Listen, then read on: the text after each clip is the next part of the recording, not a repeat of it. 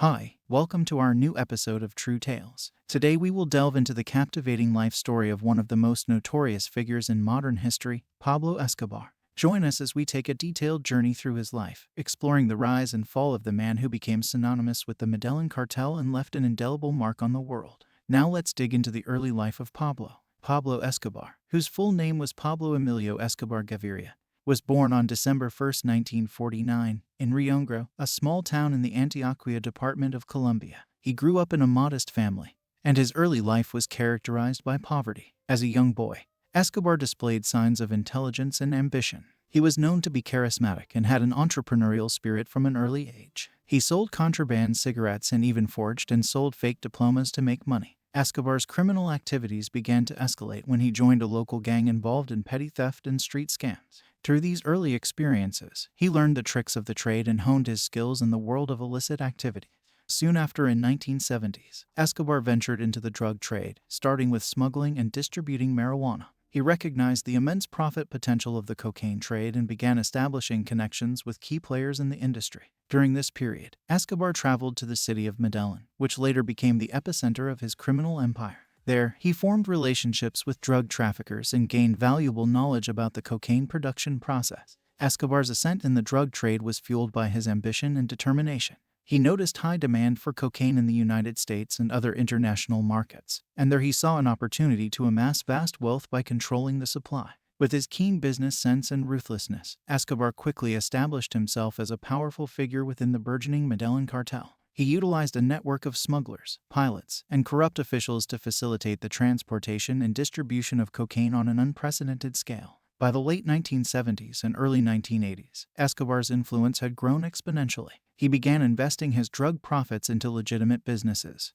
such as real estate, construction, and even a professional football team. These ventures allowed him to further legitimize his image and expand his power and influence in Colombian society. Escobar's early life and beginnings were marked by his transformation from a small-time criminal to a significant player in the global drug trade. Escobar's rise to power within the Medellin cartel can be attributed to his entrepreneurial mindset, organizational skills, and willingness to employ extreme violence to eliminate rivals. He consolidated various drug trafficking organizations under his control, forming a tightly knit network of criminals, smugglers, and enforcers. One of the key figures in Escobar's rise was his cousin, Gustavo Gaviria, who became a trusted confidant and top lieutenant within the cartel. Together, they expanded their operations, primarily focusing on cocaine production and smuggling. To ensure a steady supply of cocaine, the cartel established a vertically integrated operation. They controlled every stage of the process, from coca cultivation in remote regions of Colombia to the transportation of the refined product to international markets. Escobar also fostered strategic alliances with other criminal organizations, both within Colombia and abroad. These alliances allowed him to access new distribution networks, obtain precursor chemicals needed for cocaine production, and protect his interests through mutual cooperation. One notable partnership was formed with Carlos Later, a charismatic and influential figure within the cartel. Later, together with Escobar, revolutionized the drug trade by developing new smuggling routes, most notably the infamous Cocaine Cowboys operation that utilized private planes and Caribbean islands as transshipment points. The Medellin cartel's influence extended beyond Colombia, as Escobar sought to establish a global presence. He facilitated the transportation of cocaine to the United States, Europe, and other parts of the world, which earned him enormous profits. In addition to the drug trade, the Medellin cartel diversified its criminal activities. They engaged in money laundering, arms trafficking, kidnapping for ransom, and even controlled a significant portion of the Colombian gambling industry. Escobar's ability to accumulate immense wealth was rare. Soon Forbes magazine listed him as one of the wealthiest individuals globally, with estimates of his net worth exceeding $30 billion. His wealth allowed him to live an extravagant lifestyle, complete with opulent mansions, luxury cars, and private zoos. However, the success of the Medellin cartel came at a tremendous cost. The cartel's ruthless methods included assassinations, bombings, and acts of terror. Escobar's pursuit of power and control over the drug trade led to the deaths of thousands, including law enforcement officials, politicians, journalists, and innocent civilians caught in the crossfire. Few of his notable doings were bombing of Avianca Flight 203 in November 1989. The plane, carrying 107 passengers, was destroyed by a bomb planted by the cartel, resulting in the deaths of all on board. The purpose of this heinous act was to target a presidential candidate who was believed to be a threat to Escobar's interests. wave of bombings in Colombia, targeting public spaces, government buildings, and infrastructure. These bombings were intended to pressure the government into meeting his demands, which included immunity from extradition to the United States and the ability to continue his criminal activities with impunity. The reign of violence reached its peak in the late 1980s and early 1990s, with Colombia experiencing a wave of assassinations and terror. Escobar's cartel was responsible for numerous high-profile killings, including those of government officials, judges, and journalists who dared to expose his criminal activities. Escobar also employed a strategy of plata o plomo to corrupt officials and law enforcement personnel. Those who refused to cooperate were met with violence, while those who accepted bribes became complicit in the cartel's operation. The violence and narco-terrorism orchestrated by Escobar had a profound impact on Colombian society. The fear and destabilization caused by his actions led to a breakdown of law and order, with the influence of drug money permeating various sectors of society. The Colombian government, under intense pressure both domestically and internationally, launched a concerted effort to bring Escobar and the Medellin cartel to justice. This marked the beginning of a relentless pursuit and a cat-and-mouse game between Escobar and the authorities, with numerous near misses and dramatic escapes. The actions of Escobar portrayed him as a ruthless criminal and a Robin Hood-like figure, but later he started building a public image that gained him admiration from some segments of society. Despite his involvement in illicit activities, Escobar was known for his charisma and ability to connect with people from different walks of life. He strategically used his charm and wealth to build a support base among the marginalized and impoverished communities in Colombia. Through his philanthropic endeavors, he positioned himself as a benefactor, providing much-needed resources and infrastructure to the poor. Escobar invested heavily in his hometown of Medellin, building schools, hospitals, churches, and housing projects for the underprivileged.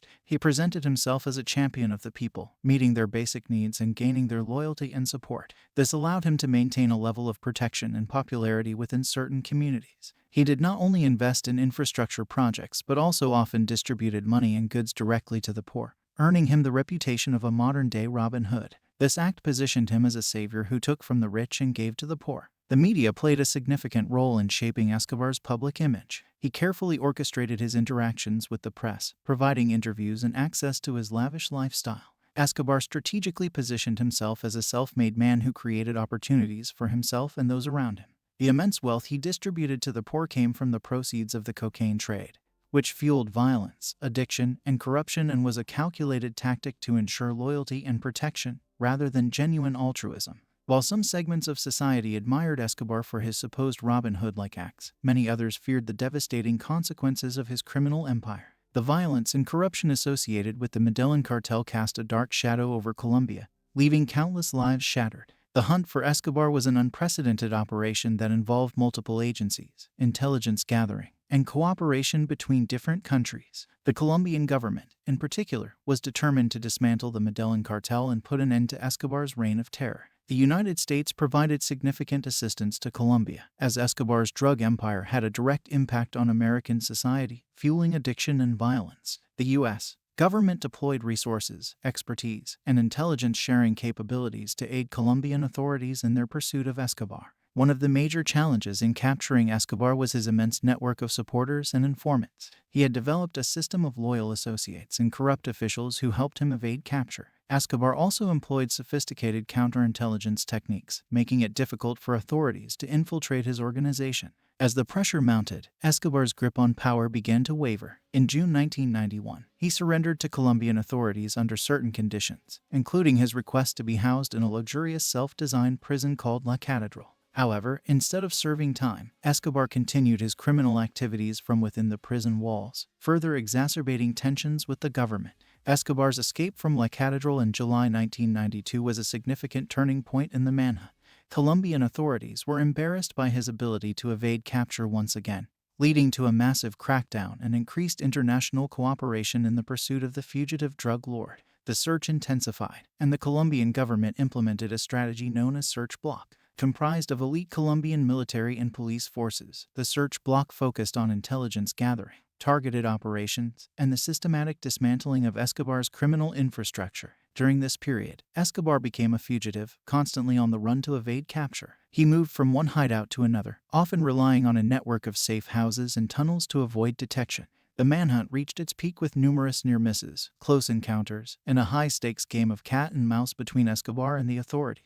Ultimately, on December 2, 1993, after a months-long pursuit, Escobar was located and confronted by Colombian security forces in a neighborhood in Medellin. In a dramatic shootout, he was killed, bringing an end to his reign as the world's most well-known drug lord. The hunt for Escobar represented a significant victory for Colombian law enforcement and marked the dismantling of the Medellin cartel. However, it came at a high cost, with numerous lives lost and the country deeply scarred by the violence and corruption associated with the drug trade.